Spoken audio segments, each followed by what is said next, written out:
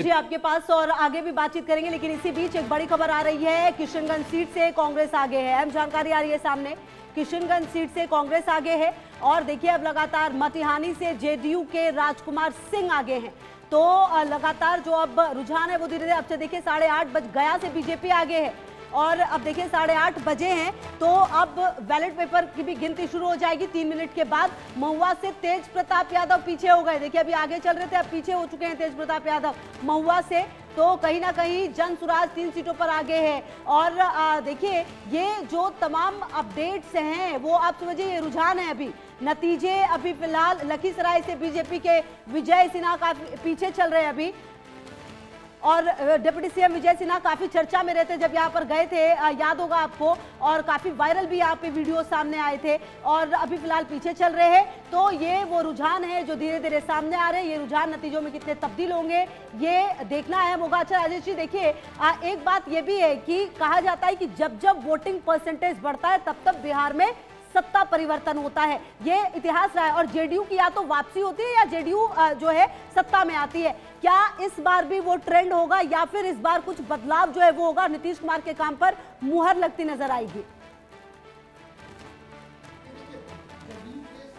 इस बार वृद्धि बिल्कुल होनी ही होनी है, क्योंकि देखिए ये तो अब बिल्कुल तय कहानी है। पहले से ही जो लक्षण दिखाई दे रहे थे तो हम लोगों ने ये चीज़ देखा था कि वो 43 सीटों पे आ गए थे और वो उसका कारण उस बार हम लोगों ने देखा था चिराग पासवान की जो है कि वो खड़े हो गए थे और उस कारण से उनको नुकसान हुआ था।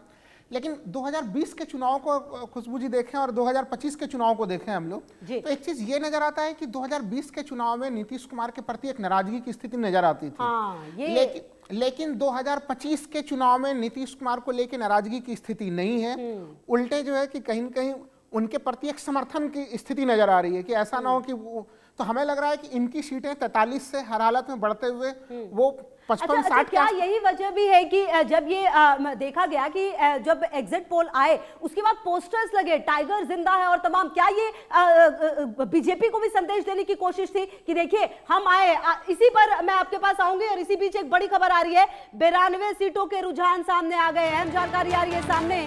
92 सीटों के रुझान सामने आ गए। 50 सीटों पर एनडीए को बढ़त है। मतलब फिलहाल अभी देखिए कांटे की टक्कर नजर आ रही है, जबकि महागठबंधन भी आप देखिए 36 सीटों पर आगे चल रही है। जी मेरे सवाल का जवाब भी दीजिएगा और बताइएगा कि क्या ये जो कॉन्फिडेंस है वो वापस आया है जेडीयू का? काफी वापस आया है। जदयू सोच के देखिए कि वो एक बड़े भाई के रोल में हमेशा से रही थी, लेकिन इस बार जो है कि वो 43 सीटों के बाद उनको मुख्यमंत्री जरूर बनाया गया। लेकिन